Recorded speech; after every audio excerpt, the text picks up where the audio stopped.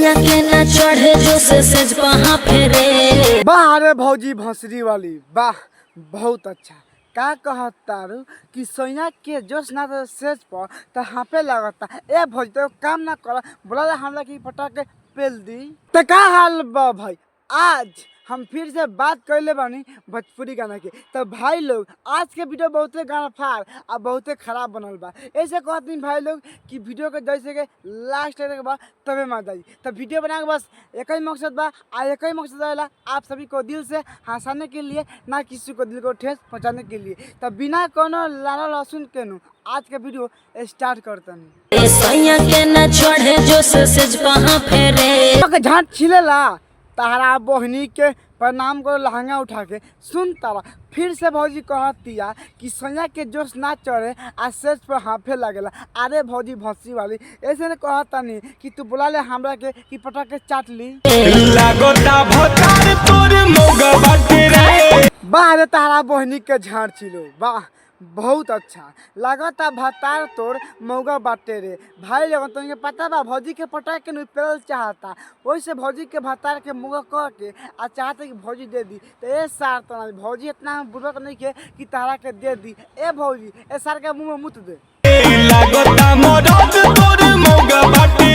तो का करो झाड़ छिलो सार बुढ़ छुछु न लगता मरद तोर मौगा बाटे रे। अरे भैया भंसरी वाला वो भौजी के मर्द बा और मौगा रहे तो घर छिना रहे। ओ से हमारा तोरा कुछो ले दे के नहीं किया। हाँ अगर भौजी अगर चाहती कि हाँ अपने भतार के ना दे के तोरा के दे खातिर ऐसा हो सकता, लेकिन तू भौजी कह के आ कहबे कि भौजी तो मतलब कह बहन मन तू कहता है कि लगा तो भतार तोर मौगा बा एंती कह के तू चाहता है भौजी के पेले खातिर नु तो भौजी कब वो झांटो छिलो ना दी।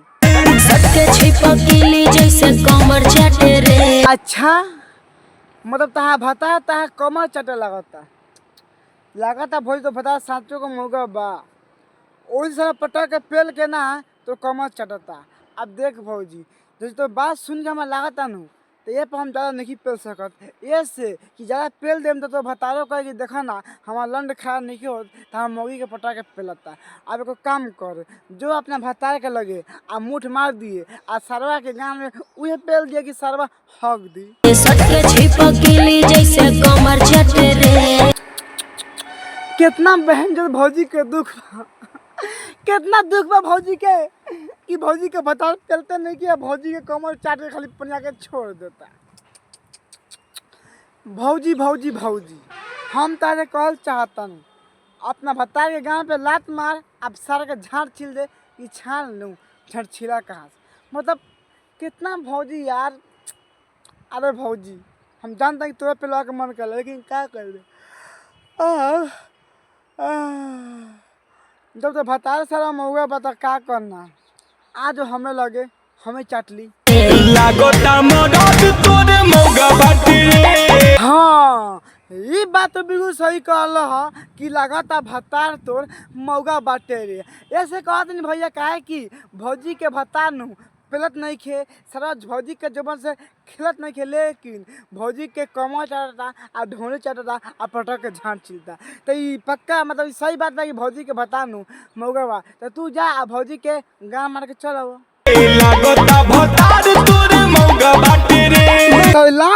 तो भौजी के पटक के पेल दो सार बुढ़ छुछुनर।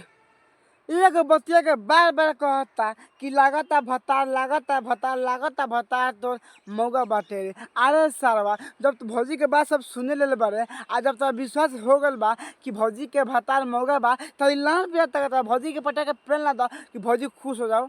सारता नहीं सराऊ भाग जाना कूद के पेल देम नु लान पे हक देबो। लाली उठा छोड़ देला हो। अच्छा चटके उठ लाली छोड़ देला हो। सुनता भौजी के अपना भतार के बेइज्जती करे में कितना मजा आता अपना यार के साथ।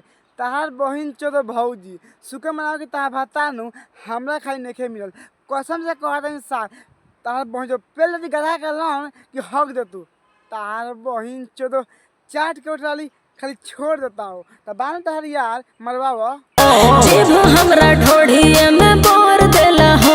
अरे तहरा बहनी के गाड़ी में जुआट पेलो वाह बहुत अच्छा।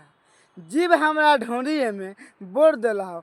अरे भौजी भंसरी वाली, का चाहता रो कि तहार गान में बोल दो कि महकले रह कि महक जाई, मतलब कुछ भी यार, कि जीभ हमरा ढोंढिए में बोर देला हो। अरे भौजी एगो काम ना कर। की घट गइल बाटे ओकर पाव। बहुत अच्छा, सार तो नहीं, बहुत अच्छा।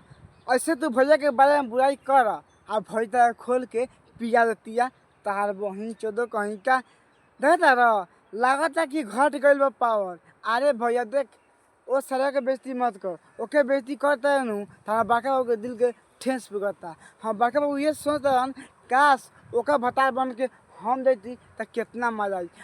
ऐसे भी भौजी इतना बनल बे नु, कोनो भौजी के पटा के नु चाट सकता।